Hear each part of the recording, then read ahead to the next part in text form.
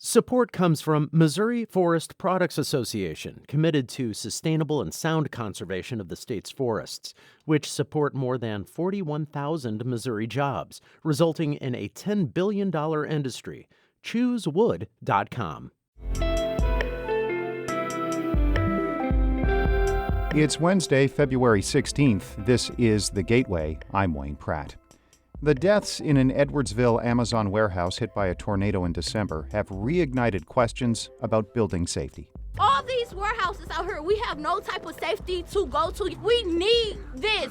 We demand this. Not that we want it, we need this. We need to be protected.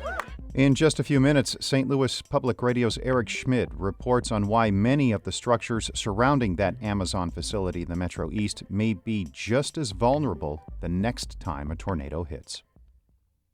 The Missouri House is advancing a measure that could put Medicaid expansion back on the ballot. Sebastian Martinez Valdivia reports. The bill adds a constitutional amendment to the November ballot that, if approved, would give lawmakers the power to refuse to fund the Medicaid expansion group. Under Medicaid expansion, Missourians making less than $17,700 a year can receive coverage. Representative Cody Smith, the bill's sponsor, says the petition would allow lawmakers to split off Medicaid expansion recipients from non-expansion recipients. This would enable us to uncouple those two parts of the program and appropriate for them independently. Democrats decried the bill on the House floor, saying it's clear Republicans are attempting to subvert the voter-approved program. As chair of the Budget Committee last spring, Smith stripped funding for expansion from the state budget. I'm Sebastian Martinez Valdivia, Columbia. A supplementary budget bill with money for Medicaid, almost $2 billion in federal dollars for schools, and raises for state workers still has to make it through the Missouri Senate. One of the largest differences between Governor Mike Parson's proposal and a version approved by House members is a reduction in the amount for raises. Parson wanted all state workers to earn a minimum of $15 an hour. That House version only brings some employees to that threshold.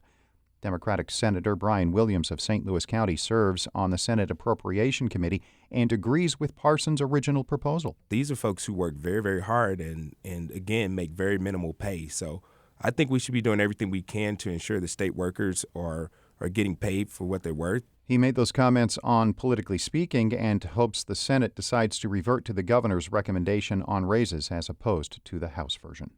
A legislative panel that reviews administrative rules from state agencies has blocked COVID-19 regulations for public schools in Illinois. Those rules include a mask mandate for people indoors on school property. They also call on employees to be vaccinated or submit to regular testing. The panel voted to suspend the regulations from going into effect, meaning there is no longer a state mandate on masks for K-12 schools. Illinois officials are still encouraging people to wear face coverings. The state's Department of Public Health renewed the regulations officially filed in December. They expired on Sunday because emergency rules in the state can only be in place for 150 days. Also, Illinois is awaiting an appeals court decision on a temporary restraining order halting emergency health orders in 170 school districts. A new bill would allow investigators at the Department of Children and Family Services in Illinois to use pepper spray for self-defense. It comes after the deaths of two investigators during site visits. Retired DCFS policy chief Deanna Large says mace should be issued to workers by the department. We issue staff phones and laptops to do their jobs. A self-defense tool such as mace or pepper spray, that's just another tool. It's as essential as those phones and those laptops. The union representing DCFS workers supports the bill. The department itself has yet to take a position. An effort by the owner of the St. Louis Post-Dispatch to fight a hostile takeover has received a boost. A judge has ruled Lee Enterprises can ignore two director nominations from Alden Global Capital. That hedge fund has a reputation for acquiring newspapers and gutting staff. Alden says it will still urge shareholders to vote against Lee Chairman Mary Junk and another longstanding board member at the company's March 10th annual meeting. Lee rejected Alden's roughly $140 million bid last year, saying it undervalues the newspaper publisher. St. Louis's expansion Major League Soccer team will play in a stadium that carries the name of one of the largest employers in the region. As St. Louis Public Radio's Chad Davis reports, the partnership is designed to go beyond sports in the St. Louis area. St. Louis City SC and the Centene Corporation have signed a 15-year deal for the naming rights of the Downtown West Stadium. The complex will be completed later this year and seat more than 22,000 people. The team's inaugural season is next year. It's the latest St. Louis facility to carry Centene's name.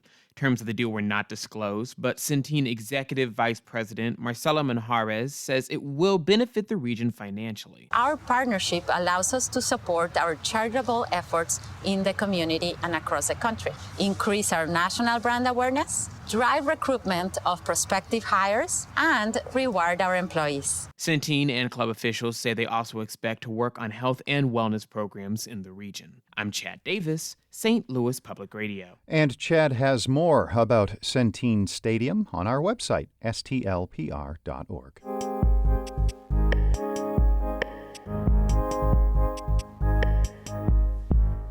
The collapse of an Edwardsville warehouse has put a spotlight on the safety of such buildings. 6 workers at the Amazon facility died in December after it was hit by a tornado. St. Louis Public Radio's Eric Schmidt reports dozens of surrounding warehouses could be just as vulnerable. On December 10th, the St. Louis region was blanketed with messages that many Midwesterners have come to dread, a tornado warning. The National Weather Service indicated a severe thunderstorm capable of producing one was moving across the northern part of the region faster than a mile a minute. Take cover now. Move to a basement or an interior room on the lowest floor of a sturdy building. That wasn't entirely possible for all 46 workers at an Amazon warehouse in Edwardsville that night. The 6 deaths there have prompted questions over how safe these massive buildings really are.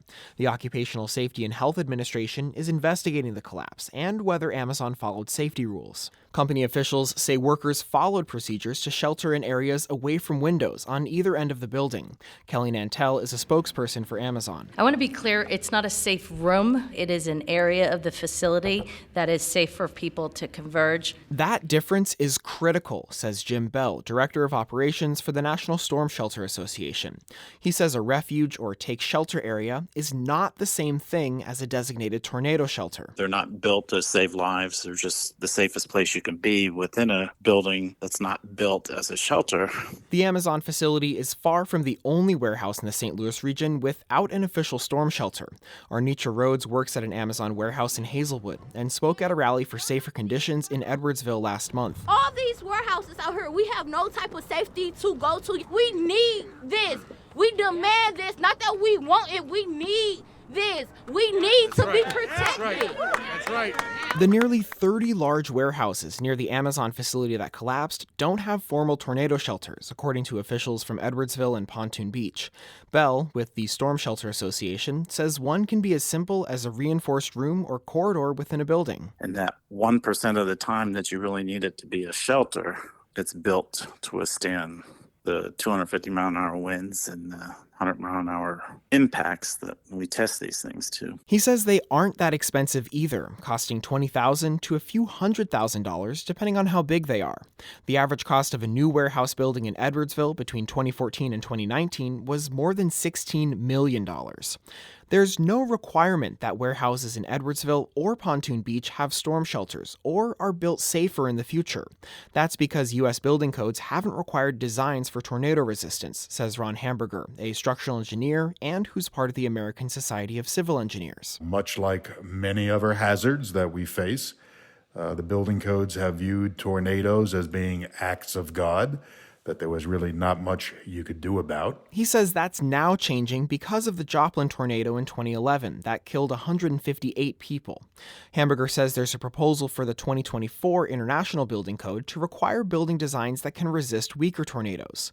But those standards wouldn't apply in Edwardsville or Pontoon Beach, even if they are in the 2024 code.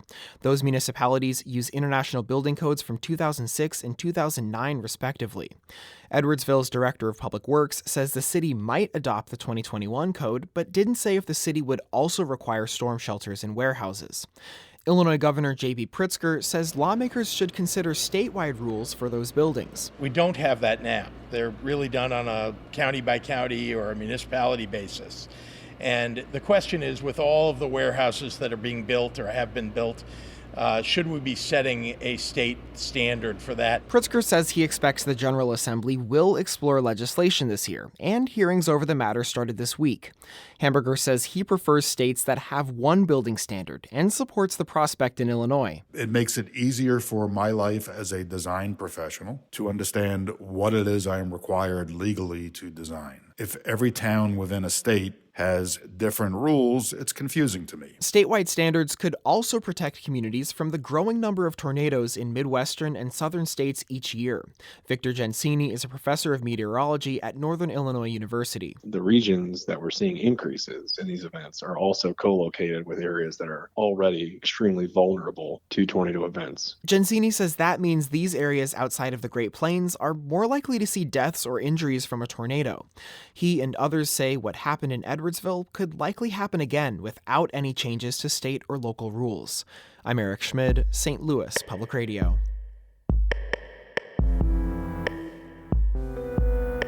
Our Fred Ehrlich edited that report. Shula Newman is the executive editor of St. Louis Public Radio, a listener-supported service of the University of Missouri-St. Louis. Music by Ryan McNeely of Adult Fur. I'm Wayne Pratt. This has been The Gateway.